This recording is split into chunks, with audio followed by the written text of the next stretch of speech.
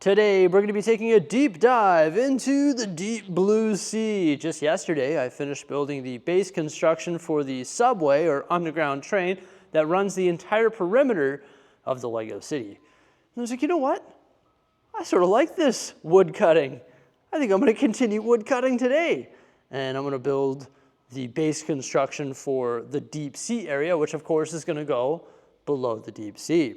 So I started laying out some lumber here and got my measurements, and I'm ready to cut. But hey, that piece of wood over there isn't large enough. It's got to be bigger. So this is the piece that I'm going to cut. We're going to make it 4.5 base plates by 5 base plates. So it's going to be the largest deep sea area that I've ever had. There is that. So what I'm going to do is have it come out so it actually matches the tabletop up top.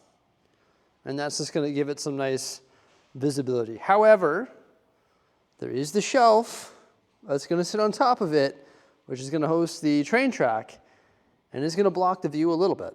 So the camera is currently in my eyes.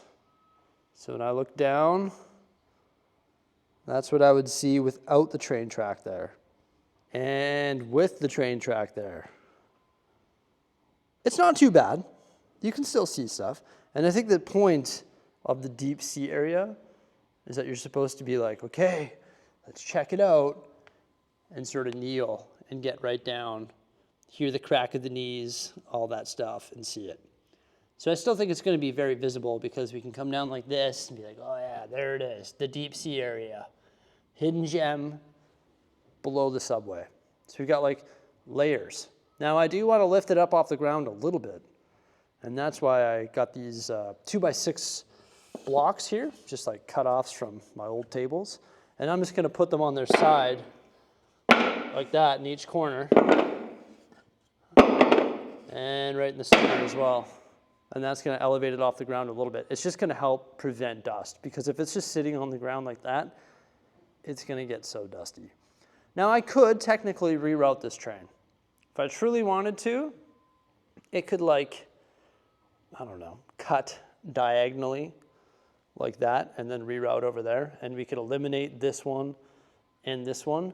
But once again, I think when we just bend down and we look at it from this perspective, this is where you're going to want to look at it anyway. You're not going to be looking at the deep sea area from up here.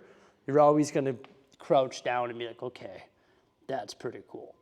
The issue now is I need to box it off as well, because of course you don't want to look at the deep sea area and see all these table legs and all the stuff underneath the tables. So I'm just going to think out loud with you here for a little bit. But first off, what I think is unique about this is we will be able to extend the deep sea scene up here. For example, maybe the train passes through, maybe it's in like a glass tunnel or something, and we put blue base plates on the back and blue base plates on the bottom, and you have sharks and stingrays and divers and all that different stuff up here. So this is like layer 1 of the deep sea area. And then down here, this is all base plated off in tan, or Mills plated in tan, because I want to make this modular and Mills plate it all. And this is a continuation of the deep seas area. So this is the ocean floor, and this is like the midway point. So I think this is actually going to offer us the ability to create even more stories. And I think that's super cool. It's just like another separate diorama. So I think that's going to be pretty sweet. So I do need to box this off, and my plan was to, let's just get a pointer stick here. My plan was to just have some lumber pretty much frame all 3 sides. So from this leg to this leg, and then from this leg to this leg. I'm not actually going to screw it to the legs, just visual for right now. And then from here to there. So what I'm going to do is create a 3-sided frame that's a back and 2 sides. And I'll screw that together with brackets at the top on, in the corners and also on the bottom. And then I can screw it to this leg here and this leg here and sort of tack it in place. That's no issue. I have no issue with the construction. But I'm just trying to think about what material to use, because of course I have a lot of this white material here. So in my opinion, I have 3 different options right now. I can use the white material and try to paint this melamine blue. I don't know how the paint paint is gonna adhere to that and how the glossy texture of it will look. But you see the sky mural? I've got the darker blue color, I've got a spare can of that, and I also have the light blue color too, so we could make like a cool mixture of colors to create a sea effect. And if it doesn't adhere to this or it doesn't look good on that, well then I can use plywood. The problem is then you're gonna see the plywood from the other side. So when you look through, you're gonna see plywood, which isn't as clean as the nice white melamine on the other side. With that said though, eventually all of the subway is going to be framed in the back. And then eventually I plan on, once it's all done, I'll hang curtains down, concealing the legs and everything else underneath the table. So there'll be curtains coming off the bottom of the subway. So it'll sort of hide the plywood. Option number 3, which I think is probably the best option, but probably the most expensive, is to use the melamine, but then hot glue gun base plates, blue base plates to the entire surface.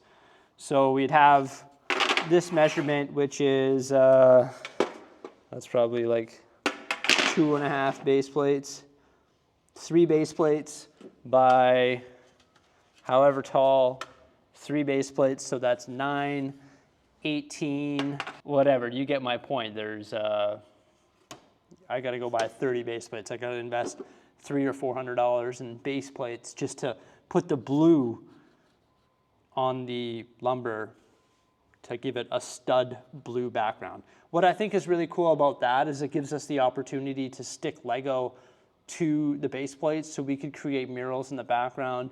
We could put transparent elements coming off of it, so we can put sharks so it looks like they're floating, or like any sea creatures so it looks like they're floating.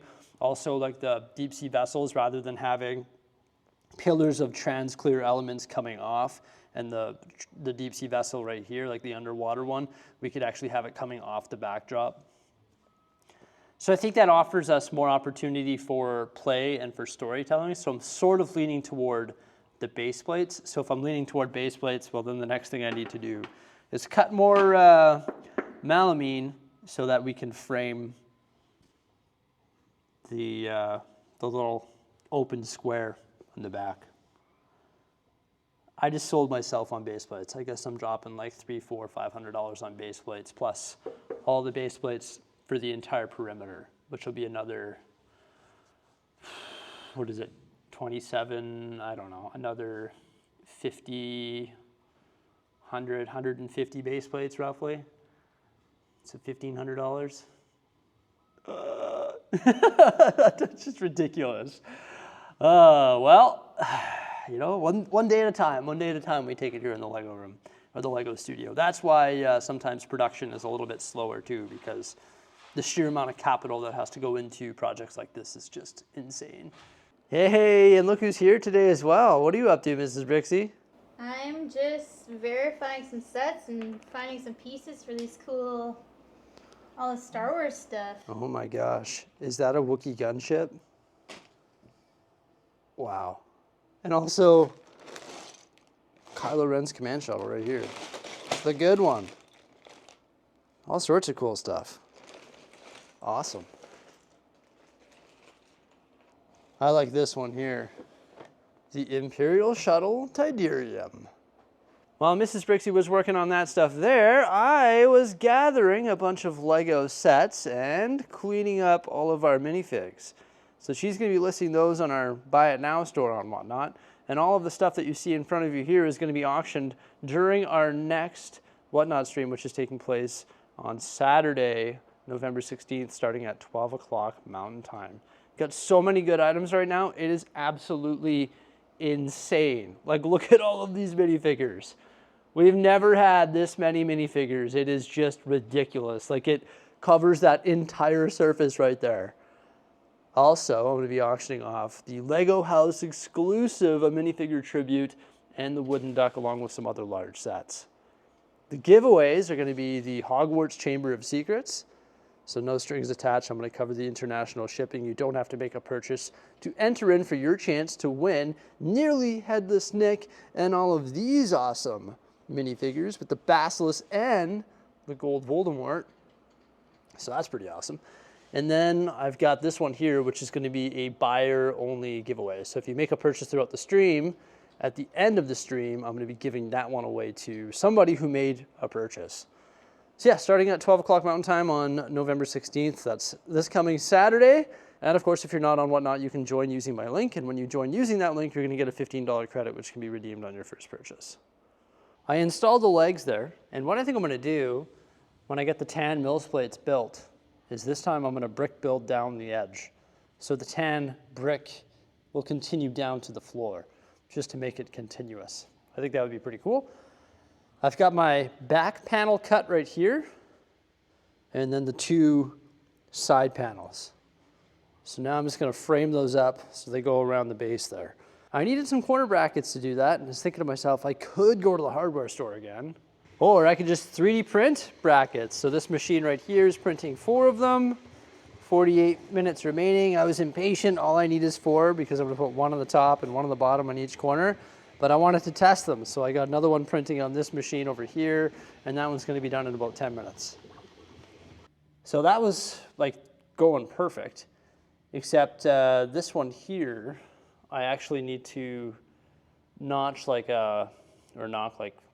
half an inch off the measurement because this board comes down a little bit further.